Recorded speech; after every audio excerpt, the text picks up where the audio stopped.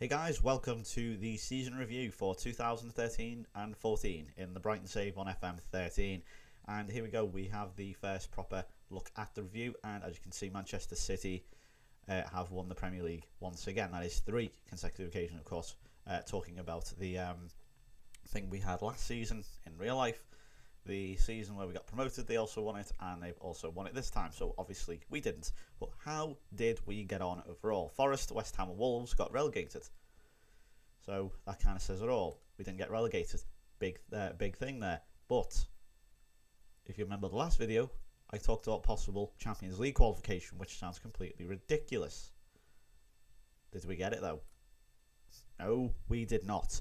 Unfortunately, we couldn't get there. Chelsea were just too much for us in the end. We came 5th, though, which is an incredible achievement. Managed to get, how many is that? 62 points. I mean, our goal difference is, well, it's 0. Put it that way. That's amazing, really. I mean, that's the same as, I think that's Aston Villa. I'm trying to match up the thing. There's no line. I can't really see the line very well. I don't know if that's just my monitor or what, but there's no sort of line to align them up. But yeah, as you can see, obviously, the goal difference, fairly substantial there. Not an incredible amount of goals scored. Not the worst conceded, though, I think it has to be said. I mean, Chelsea conceded 42. We only conceded 45. Tottenham conceded 40. It's not that big a deal, really. 5 goals out of the way. Difference, though, in the goals scored. I mean, look down here. QPR, 44 goals, 45. Their difference, though, clean sheets, I would assume. Or just scoring more, I guess.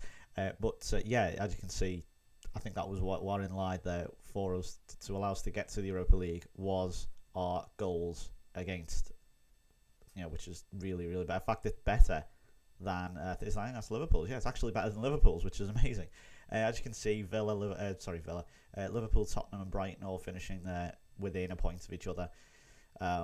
Which was, okay, yeah, as I say, we could have got to the Champions League, but honestly, I don't want to get to the Champions League yet. We are not ready to go to the Champions League. We get mauled. And I thought, we did really well for the Europa League. So, we'll go over them results in a moment. In fact, we'll do it now. Where are we? Okay, so the weekend game, we actually lost 2-1. That was typical. Obviously I picked up where we left off, I think. We lost that one, and Ichibi scoring. But unfortunately, we couldn't go on to win. Then played Southampton at home. Liam Bridcut with the goal, and then lost to Norwich 1-0. As you can see, obviously Boglacino, who, as I say, doesn't really have hasn't got long left in him. Probably a couple of seasons, but he's arguably on his way out. Arguably. And then Rochdale in the FA Cup 5th round. This was, again, we're not having a particularly difficult way through the FA Cup at the moment. It's York City, I think we played earlier, and who else was there? I think it was like Leicester or someone. But Chadley scoring his first goal for Brighton. Let's have a look at this now. I'm considering maybe putting it back to 2D. If you do want it put back to 2D, then just say. And there's Chadley. By the way, if you do want to know where I get all my badges and face packs and all that, all the kits and all that type of thing, hold on till the end of the video. I will tell you. So if you do want to know, stick around till the end. Where are we? Rochdale. Chadley gets his first goal. Now, of course, bear in mind at this point, this is about the time where I have a real slope in form. We generally don't do as well as we do at the start of the season or the first half of the season. It is a lot more, it's not acceptable as such, but it happens up to a lot more people that you do end up doing worse in the second half of the season. That's just the way things go. But thankfully we've already hit that 40-point barrier at this point. The special 40 points where that pretty much give or take a few points means that you are guaranteed Premier League football next season. Crap 0-0 at Fulham, and then a special victory at the Amex here against Arsenal. This was a really, really good game. This held on for dear life throughout this game. I thought we weren't gonna do it, but thankfully we did, and it was a really, really good game. Will Buckley, we held on for most of it, and I just thought, okay, we're gonna have to go counter for most of it. I think for about 60 minutes we would just counter. This is the first goal here, and I think it was just standard at this point. I just let the game sort of go for like 5 or 10 minutes. Just to see, how the other teams shaping up, how we're shaping up in general. And, obviously then that allows me to change my tactics. But I'm not quite sure what Jack Wilshere did here. Just sort of fell over, typical in Santi Cazorla fashion. But that was in the first 5 minutes. Walcott putting them in the front. But as typical Arsenal they can't hold on to a lead. And this is in the 78th minute coming up here. And at this point, I was like, until about the 60th minute, I was like, okay, counter. And then I pushed it towards attacking, and then this happened. And Thomas Nessed, with a pretty decent strike, to be fair to him, he hit that quite well. Equalised with about 12 minutes to go, and then it was all up for grabs. So I was like, I pushed it back to control. So when, completely over it. And then I think for the last, I've changed at this point to, well, actually, it was changing to overload, but then I pushed it back to contain. When this happened, but we got very, very lucky here. Winning goal, bit lucky, but that's how you beat these big teams. You are lucky. You have to be lucky. It was a really good game, thanks to Nacer Chadli. Very, very good indeed. So then came back down to earth with a 4-0 4-0 against Everton there. Not great. Canales actually got injured, and I think that was him out for the loan session, which kind of just failed. Greer had a very, very rare poor game, and he was everyone was pretty poor here. I mean, Chadli couldn't get into the game, held her on, and Ichibi, maybe he was a bit upset that his older team was winning. So that was a bit of a shame. 4-0 against Everton, but there you go. These things happen sometimes. And then we played Charlton again. Not a particularly difficult ride through the FA Cup. I admit, to look at the draw, we are getting some very, very lucky draws. But as I say, these things do happen. Some years you're going to end up playing United, Chelsea, Arsenal, City, all in the space of all through that one FA Cup campaign.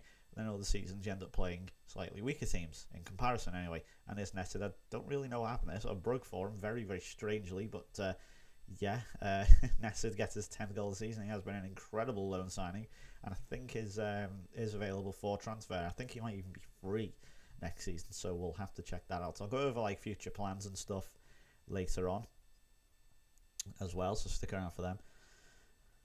And this was the second goal. So this is just before half time, and it was a goal scored, in fact, by Mario Suarez. This was just really poor by Charlton, actually. I mean, this is why I hate just hoofing it up. That happens, and here they come again. The Suarez starts to play though. That pass, Orlandi, who's actually really, really underrated. He's very, very good, actually. Very good little winger. Strasser, he's another really decent buy. I mean, I think I bought him for like £5,000, and he's become a first team regular. He is very, very good. Very consistent as well. The goal's coming up here. Chadli lays it off. Breaks the little dummy, and Mario Suarez. Oh, beautiful goal. Little dummy there from Nessed. First ever goal, and what a way to open your account. So that was 2-0 against Charlton. A very, very good goal from Mario Suarez. On loan, of course. And then we played City at home. City, what are you going to do? You have to take it on. You have to take that on the chin, unfortunately. And then Will Buckley scored against Newcastle to give us the win. And we just kept winning these games. And my advice to someone who is controlling these, taking control of these teams, these types of teams like Brighton, goals. There we go. Would be loan signings are absolutely massive. If I'm going to be honest, loan signings very, very underrated. People always seem to never remember them. And if you can bring in, I think in the Championship you're allowed 4 loan signings. In the Premier League you're allowed 2. Or 2 every. I'm not sure exactly how it works. I have to double check. I'll give you a website later on to double check all these. So and all that, also in the kits and all that. That would say that will be later on. So I just want to get through this report really quick.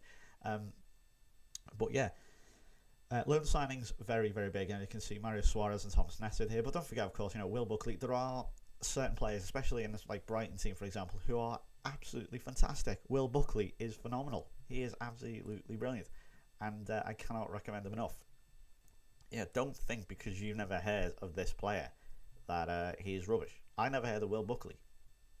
Doesn't mean he's crap, So it's just little things like that, and you just get over them. That's not great advice, I know, but every little helps. Nessed yet again scoring. See what I mean? Loan signing.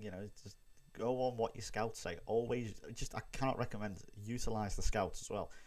even on FMC, you might only have one scout. I think I'm only allowed like a chief scout. Still, use them. And right, yeah, actually, I'll show you real quick. This is how I ended up with Nested, pretty much. Obviously, 2-0 against QPR, but I'll show you it really quick. Let's see, transfer listed, say. Oh, actually, no, loan listed.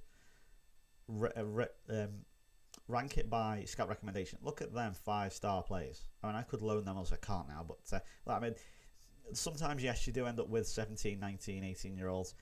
Wouldn't absolutely recommend them. But, here's one here, for example, is, Fafana, for example, 29-year-old, 24-year-old there, type of thing. Use your scouts. I just cannot recommend them enough. Rank them by the rating. The majority of the time, the scouts are right. So, okay, I got a 5-star player in Tassie. Didn't do all that much, but although I did only load him for a short period of time, I would not recommend. Look at Yezel, for example. Samuel Yezel. I think he was like 4.5 stars. Ended up with 20 goals in one season in the Championship. So, he's a prime example. Lost 1-0 to West Brom at the Hawthorns. Not a great game there. And then we beat Forest 1-0. This kind of showed us the difference between our team, which just came up, and their team, which just came up. Thomas Nested once again scoring a really, really good goal. I think if it is the one I remember. Yes, it is. 91st minute. This was a crap game, actually. And then this happened right at the end. I think we were attacking like pretty much all game. And then I put it to overload for the last 5 minutes, and this happened. A beautiful ball by Orlandi, and that's a great goal. Some really, really magical stuff there from Orlandi, who again, as mentioned, probably a bit underrated by myself this season. Didn't really utilise him that much, but when he did play, he was very, very good. We then played Tottenham, first real proper hard challenge, I guess, in the FA Cup. Sheffield Wednesday, York City, Rochdale, and Charlton. Not exactly difficult games, and we played them. Tottenham at Wembley, so we got to another FA Cup semi-final. So we got to the 2 cup semi-finals and 5th in the Premier League. I mean, can't really argue, for your second season. But this is it here. I think we actually I think this was all the way to extra time. Yeah, it was. I'll show you Sigurdsson's goal. This was a really good goal. Overall, it was a pretty decent game. It was really enjoyable. Nested didn't really perform. I think if that was him, I can't exactly remember it. But this is it. They got Douglas Costa there, headed out. And look at this. Bang! Deflection. Oh, beaten by a deflection. We don't get any look at Wembley. I think it is fair to say we just don't get any look at Wembley. It's not our place, is it? Then I think after that, I was like, well, I'm safe. The Champions League places were just getting a bit. I think like Chelsea were 3 points ahead. And it was like, well, okay. And I think I kind of just gave up at this point. Yeah, I think we once that FA Cup semi-final, in fact, you know what? I think I might have just instant resulted all these. The Chelsea game, that cemented their Champions League place, but no, it didn't do all that. I think it instant resulted the Chelsea and Liverpool games, but it did these two. And yeah, it wasn't great. Not a great end to a very, very good season. But let's have a look at the Premier League stats. Darren Bent finishing first. Papi Cisse. Steve Morrison finishing third. Level with Sergio Aguero. Say that one again. Steve Morrison scored the same amount of goals as Sergio Aguero in a season. I don't get it either. Gabriel Cisse scoring more than Robin Van Persie and Carlos Tevez. Oliver Giroud. Sylvani Banks-Blake. Some guy I've never heard of. Fulham. Maigia, however you want to call him, for West Ham, scoring 13. Luis Suarez with 13. And Hazard. Right. You don't pronounce it as Hazard, Azar. It's Hazard. Can I just please say that, please? I hate it. It's commentators have got it into me that you pronounce it as Hazard. But no, it's Hazard. I'm led to believe it is just Hazard. Like Vicky Hazard.